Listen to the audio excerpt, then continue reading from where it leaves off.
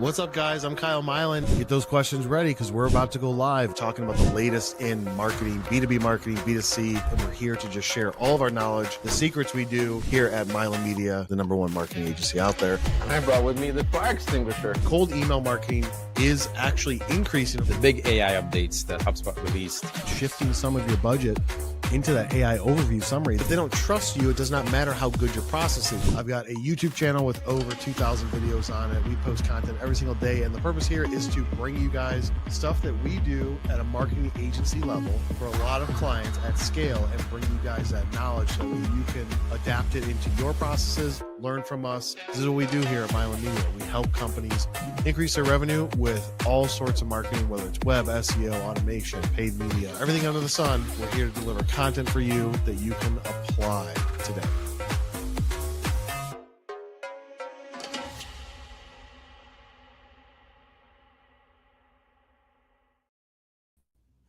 What's up, guys? It is Wednesday, so you know what time it is. It's time to talk live about some stuff. And if you're watching this live, thank you for giving me your attention.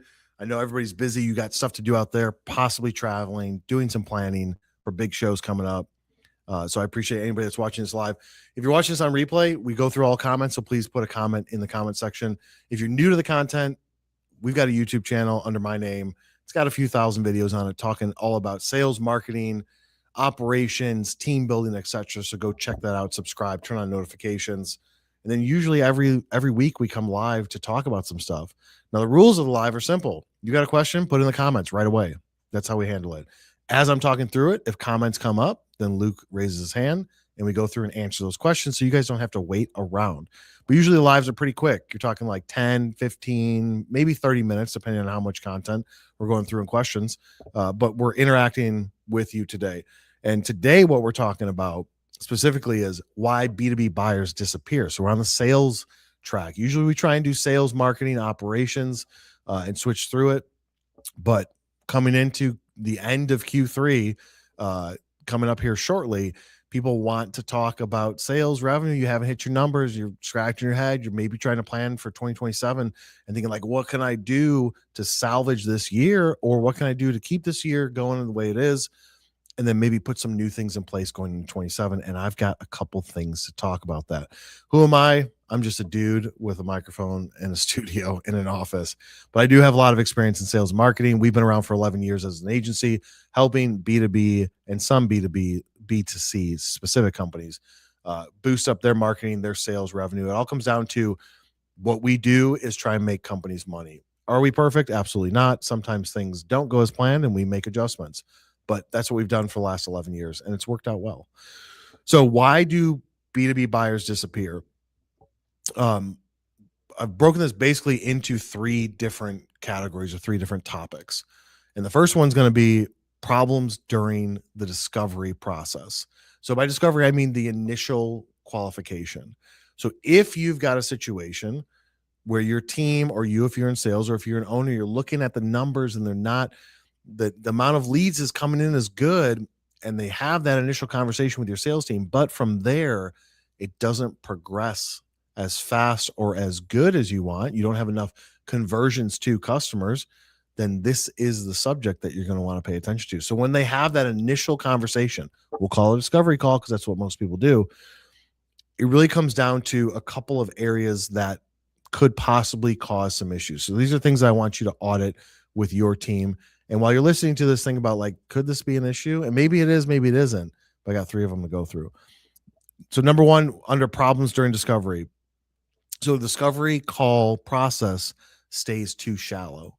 So what do I mean by that? Is that you don't really get into the weeds of the problem. Everybody out there in B2B is not trying to sell like a spec sheet, features, capabilities. What you're trying to do is solve problems. So it's a solution-based sales process. Somebody has some problem, they've done some research, they've come to, whether they came to you as an inbound lead or you happen to interact with them and have a quick conversation, they've said, hey, maybe you could solve my problem. It all starts with a problem. And that's really like, nobody buys anything without knowing that it will solve a problem for them, even if that problem is an emotional problem, even if that problem is, I don't have this thing and I want it problem, it's always going to solve a problem. So in the B2B world, if you don't really uncover the root cause of their issue or their problem to then have enough information to build that trust, and you can't close anything if you don't have 100% trust. If you don't cover enough information, you can't possibly offer up a solution that hits back to their problem, which then convinces them that they can trust you to solve that problem for them. So during the discovery process, you have to go deep with it. Now, in general, I always say that it should be like, I'm not going to say 80-20, but let's just use it for an example. 80% of the time, they should be talking. So if we use the 80-20 rule, they should be talking 80% of the time. The salesperson, 20% of the time. And some people are like, no, dude, the salesperson's got, in order to sell value and all this and that, you need to be talking. No, the discovery call process, the initial conversation is asking questions to the person to get them to open up and then uncover what the true problem is, because you can't possibly offer up a detailed solution or a specific solution if you don't have all the information available. And I would say the 80-20, you don't have to follow it exactly, but 60-40, 70-30, it should definitely not be 50-50. And what's cool is now if you're doing stuff remotely with tools, whether it's Microsoft Teams or Google Meet or Zoom, it'll tell you in the transcription what percentage of time were you talking versus them. And you should be looking to try and get to that 70% them talking. And you go into it and you're just there to ask questions, like the initial question of like, what made you answer my email? What made you reach out to me in the first place? What is going on in your business today that you're looking to solve the problem? And then while they're explaining that reason, then you go deeper. You should be thinking in your head, like, okay, so he didn't mention this, they didn't mention that. Here's some more follow-up questions I have, like, oh, so how much pain is that causing you? Is it more financial? Is it operational? Is it efficiency, etc.? But you start to ask those questions because you want them to uncover things that maybe they didn't think about. So that initial discovery, if you don't go deep enough, then, and you're just scratching the surface, then it's like, hey, why'd you reach out to me today? Well, I have this problem. This is happening. And then you say, okay, cool. So we can solve that for you. And here's the way that we solve it, et cetera, et cetera. And it'll roughly cost you this much money. Could that work? Possibly sometimes, if they're just looking like, my tire fell off my car. Okay, I can put a tire on your car for $200. Okay, do it. So depending on the complexity of it, you may have to go deeper than others, but it should not be that simple. You should be asking follow-up questions, then be like, how long have you had this for? How is this set up in your company? What does that do to this other side of it? How are different departments affected? Does it affect your profitability, your efficiency, your throughput? All these things should be considered when it comes down to it, to then have them tell you. And a lot of times, by them explaining their problem in depth, by you asking those Q&A questions, is they uncover something that they didn't even think of in the first place. So you're trying to put a spotlight on the issue, because then hopefully you have a high ticket item, and hopefully it's not just like a small dollar service. So if you have a high ticket item, then you're not going to sticker shock them or have to quantify why it's going to cost this much money to solve this problem, because you've already gone through the process and asked the questions, and you know that it is a big issue and that they want to solve it. And you should be setting them up for, this is all that it's going to have to entail. And we can do it because we're the best. This is all it's going to entail for you to solve that problem. And then they're not going to be like, oh man, I didn't know that thing was going to cost me 250 grand, or I didn't know that was going to be $1,000 a month. You've already gone through it.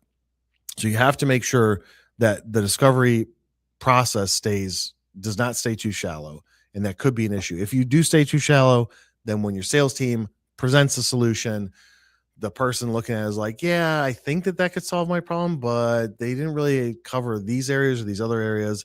And this dollar amount seems a little bit high, or it seems a little bit low. The timeline's a little bit too slow. And then they could just ghost you from that point.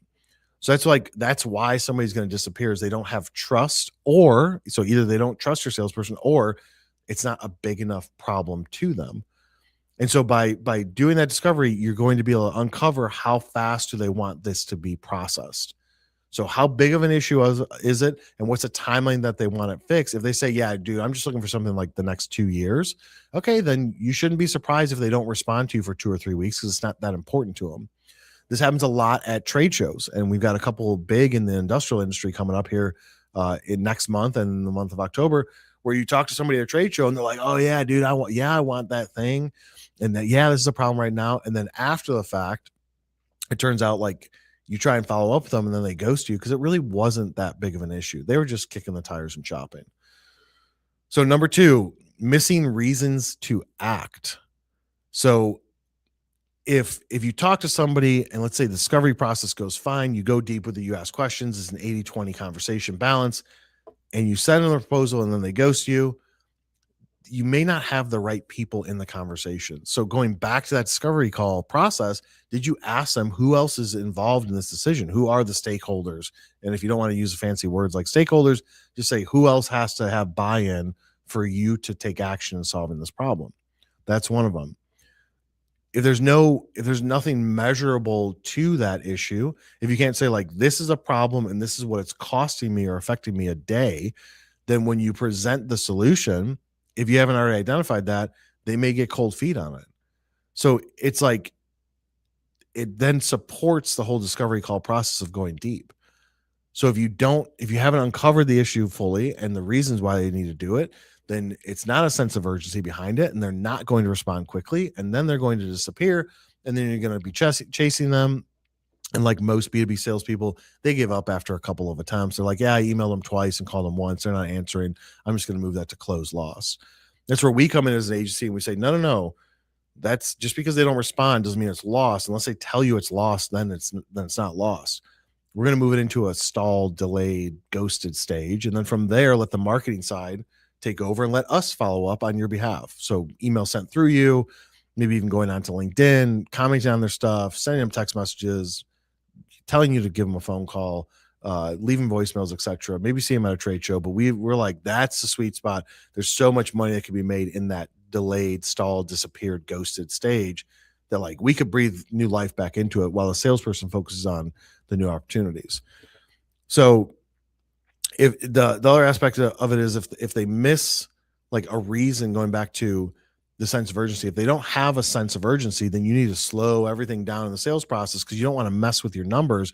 And be like, I had a call, I quoted them, and now I've got this massive pipeline. I did this 10 times in the last week. Now I have this massive pipeline of quote sent stage. I've got $2 million in it.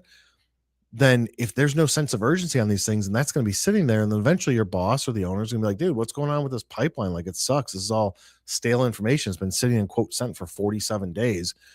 You probably shouldn't have quoted him or moved him into the quoting stage if you didn't feel like the sense of urgency was there.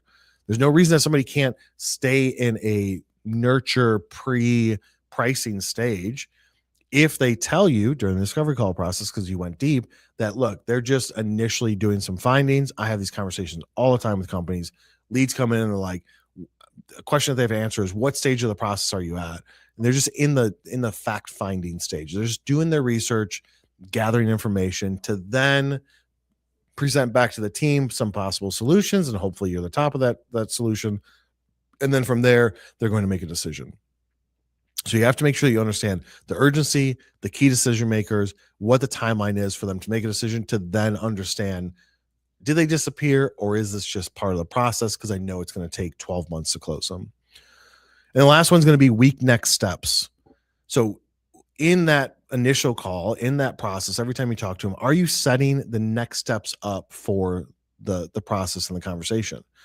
If you're not setting those next steps up, then you can't possibly know, you can't possibly be confused as to why they're not responding to you. So it goes something like this.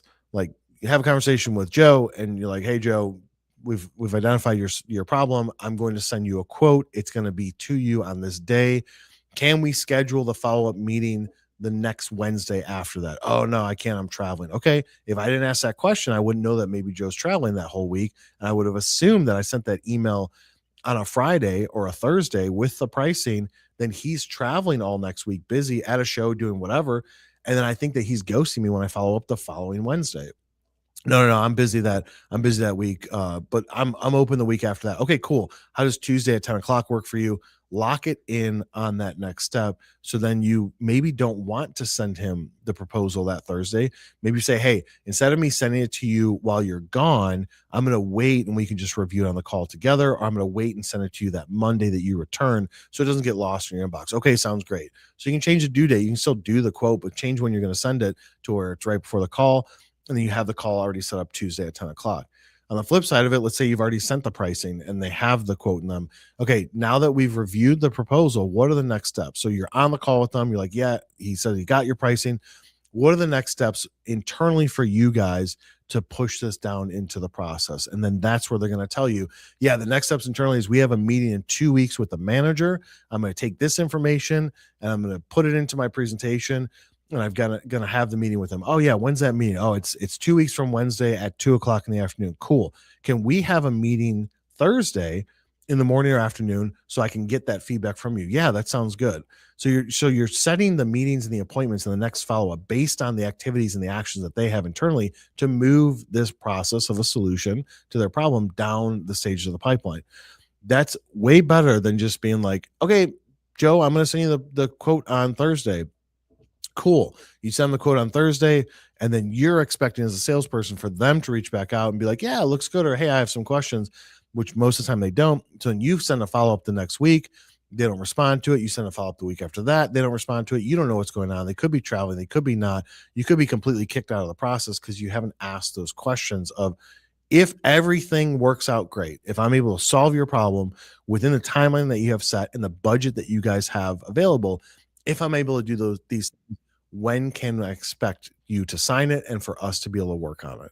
It's a direct question that you need to ask as a salesperson, because then that sets out the entire timeline of the project. So when management or owners ask you what's going on with your pipeline, you have notes already in there in your CRM saying that the process is this. It's going to take 6 weeks. They have these meetings set, et cetera, et cetera. So my follow-up is based off of that. And it's really that simple. So to sum it all up, you have to make sure that it all starts with a discovery call process. People won't disappear if they're qualified. So you have to qualify them in the discovery call. If they have a sense of urgency behind it or some sort of timeline that you've identified, if they are the right person to make those decisions or who else needs to be involved, and do they have the budget? I think that budget is one of the most important things. Like hitting them with like, hey, do you guys have a budget set for this? Not really. Okay, just so you know, this is going to be around like $60,000 to $160,000, or is this going to be like this machine that you want us to build? You're talking like 400 grand, and maybe if they don't have a budget, like they're like, oh man, well, I know that I've heard numbers thrown around at 200. So being able to set up all that information in the discovery call, that sets the stage. So too often companies say, I'm just focusing on the closing aspect of it. I have people that can sell but not close. And they're like, I just need to increase my closing percentage. But that could be the wrong way if you don't take 5 steps back and say, initial conversation, were they qualified in the first place? Do they have a sense of urgency? Are you talking to the right people? And do they have the budget? Answer those 4 questions in the discovery process. And I promise that your B2B buyers will not go from disappear to they will be responsive. And as long as you're setting those next follow-up steps with them on the call or in the email, then you can't possibly be confused as to why they're not responding. Any questions or comments, Luke? Nothing coming through, so we're going to jump off. If you guys are watching this on replay, put a comment down there or a question. We will jump into it. Doesn't matter if it's in a day or a week. We will answer those questions. If you want to watch this full on replay, it'll be available on LinkedIn, but it always gets lost and forgotten. So just head over to YouTube, to my channel, type my name in. You can find all of our lives and past lives in there. Again, comments, questions, etc. We will jump in and answer them. And I will see you guys probably next week, right, Luke?